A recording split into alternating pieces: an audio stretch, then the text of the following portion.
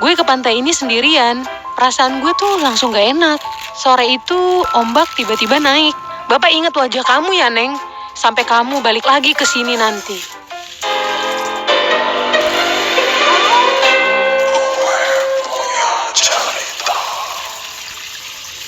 Peringatan, animasi ini dibuat dengan tujuan sharing pengalaman pribadi sang pengirim cerita. Dimohon untuk menghargai cerita tanpa menyudutkan beberapa pihak. Selamat menonton. Beli kuaci yang udah dibelah. Kenalin, gue Dila. Gue mau cerita kejadian horor yang hampir berdampak sama nyawa gue. Gue juga awalnya skeptis. Sampai akhirnya di bulan Desember 2023, berawal gue mengunjungi pantai Karanghawu. Dari sinilah rentetan kejadian yang gak masuk akal. Di pantai ini, ada makam yang katanya jadi tempat peristirahatan Nyi Roro Kidul. Tujuan gue sih bukan ke situ ya, mau enjoy di pantai aja. Gue mampir lah. Dan saat itu gue datang jam 5 sore gitu. Biasa, mau lihat sunset, anjay, anak senja banget gak tuh gue? Vibes pantai di jam segitu tuh udah mulai senyap. Debit air makin tinggi dan yang dominan kedengar cuma gemuruh suara ombak. Tapi tetap banyak pengunjung di atas. FYI, kalau mau ke pantai, kita kudu loncat dulu ke bawah. Dan ombaknya sampai naik ke atas gitu. Sampailah gue di bawah. Di pantai ini juga gue ngelewatin 7 kolam sumber air dan ada bunga warna-warni di atas airnya. Yang konon katanya juga itu adalah tempat ritual Nyi Roro Kidul dan sekarang dijadiin ritual para warga yang berkunjung. Epicnya, gue ke pantai ini sendirian. Temen gue pada foto-foto di Tugu, jadi nggak pada turun ke pantai. Nah, di situ gue dihampiri seorang bapak tua penjaga sana. Biasa disebut kuncen atau juru kunci gitu. Terus beliau bilang, "Neng, ini waktu yang bagus. Mandi atau cuci muka aja supaya Neng disegani banyak orang dan punya daya tarik buat lawan jenis. Biar dia bisa tergila-gila sama Neng." Karena gue nggak percaya gitu-gituan dan lagi buru-buru juga, jadi ya nggak berminat sama sekali. Ya gue tolak baik-baik tawaran si kuncen. Kayak gitu-gituan dan lagi buru-buru juga, jadi ya nggak berminat sama sekali. Ya gue tolak baik-baik tawaran si kuncen. Gue bilang, "Maaf pak, teman saya udah nunggu di atas." Padahal mah gue sendirian di sini. Temen gue kan pada jauh. Speak aja biar bisa kabur. Soalnya si bapak kayak sales jenius di mall yang maksa banget buat join. Terus kagetnya dia bilang, "Bapak ingat wajah kamu ya Neng? Sampai kamu balik lagi ke sini nanti." Pakai bahasa Sunda gitu. Ya udahlah, karena udah sore juga, gue lanjut ke atas. Pas gue naik, pas sampai tangga depan laut, angin mendadak hening. Gue jadi merhatiin air laut tuh. Terus, dari sudut mata, gue ngeliat ada sesuatu yang ngapung. Gue zoom in, zoom out pakai HP, tapi nggak begitu jelas. Gue pun penasaran, dan turun lagi ke bawah buat mastiin. Dan saat terlihat jelas pakai mata gue, ternyata itu kepala manusia, cuy.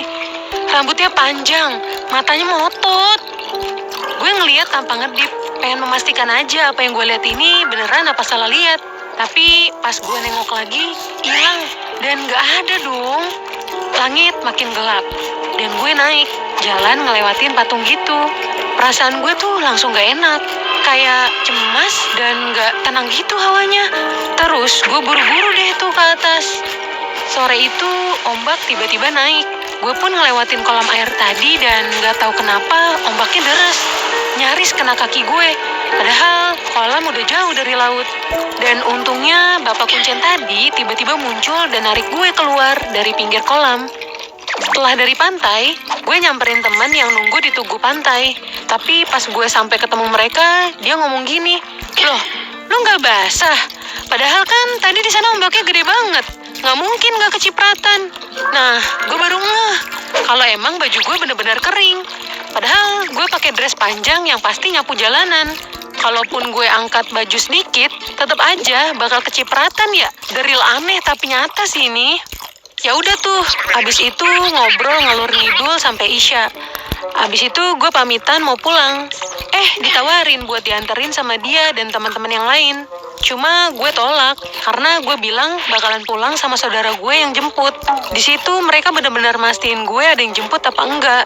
Soalnya jalanan itu terkenal angker dan cerita-cerita mistisnya tentang kebun karet. Dengan keyakinan penuh, gue tetap tolak tawaran dari teman gue itu. Jadi di situ ada kebun karet luas banget dan ada 2 kebun karet dalam satu wilayah. Jalanlah kita, ngelewatinlah kita di kebun karet pertama. Aman, nggak ada hal aneh yang terjadi. Gue pun berpisah di kebun karet kedua sama rombongan. Karena speak nunggu saudara gue. Karena kalau bareng mereka ribet cuy. Energi dan jiwa introvert gue terkuras. Di pertengahan perjalanan, gue dijegat sama ular gede. Langit pun udah gelap dan sunyi banget. Gue langsung gaspol lah nggak pakai rem. Si ular itu jatuh ke kaki gue. Gue jadi refleks nendang-nendang sambil jerit-jerit gitu kan.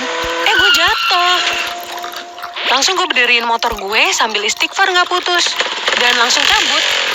Beberapa meter dari kejadian tadi, gue ngeliat sosok putih berdiri di tengah jalan. Gue pikir, palingan cuman halu. Tapi bikin sekujur badan gue merinding. Langsung aja deh tuh, gue terobos sosok itu sambil zikir terus. Ternyata dia nembus dong cuy. Syukurnya gue selamat sampai rumah. 3 hari kemudian, gue demam tinggi. Mungkin kecapean aja pikir gue. Tapi semua terbantahkan sama kejadian selanjutnya. Soalnya beruntun, satu persatu kayak puzzle yang hilang dan ketemu jawabannya pas semua udah kesusun. Sampai suatu hari, di malam tahun baru, gue balik lagi ke pantai itu sama saudara dan teman-teman gue.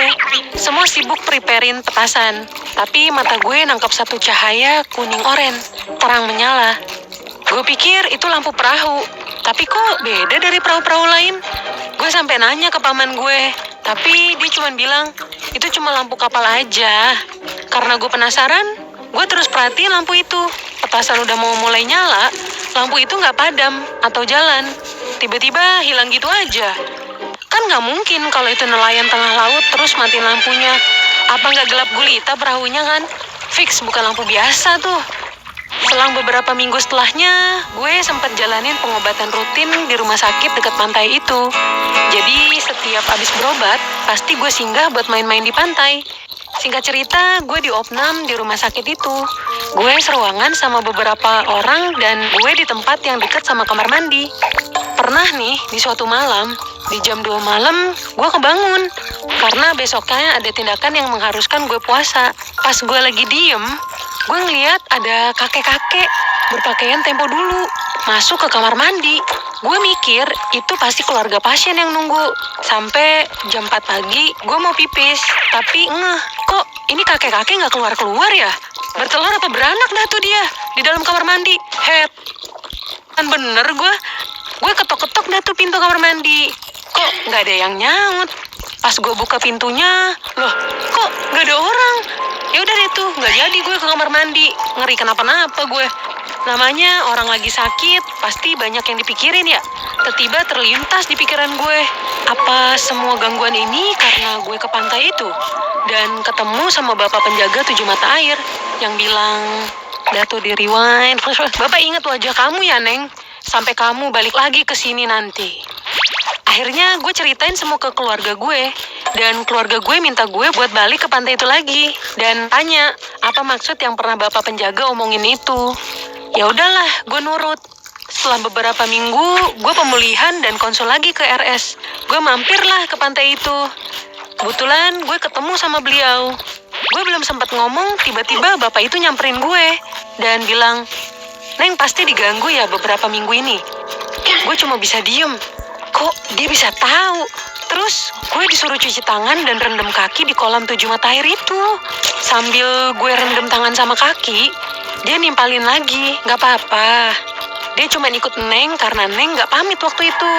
Sekarang udah dilepas. Di sana gue gak mandi dan gak ritual juga. Cuma disuruh pamit. Dan bener aja, setelah itu semuanya pelan-pelan tenang. Gue cuma bisa haho-haho aja. Tiba-tiba badan gue yang sakit udah enakan. Dan gak ngerasain sakit lagi. Dan pastinya gak ada gangguan ular, sakit, ataupun makhluk tak kasat mata itu. Tempat mistis yang punya energi negatif emang bisa serap energi positif lu. Bahkan bisa nempel tanpa lu sadari. Dan bisa jadi gangguan dalam wujud apapun yang gue alamin, kayak demam, kecelakaan, atau penampakan yang terus muncul. Dari cerita gue ini mengingatkan bahwa kemanapun kita berada, tetap jaga omongan sama orang dan jangan nganggap sepele tempat keramat karena bisa jadi makhluk tak kasat mata itu dengar dan menetap di badan lu selamanya. Sampai di sini akhir cerita gue. Semoga kalian gak ngalamin pengalaman horor kayak gue nih. Sampai jumpa di video GPC selanjutnya ya. Bye!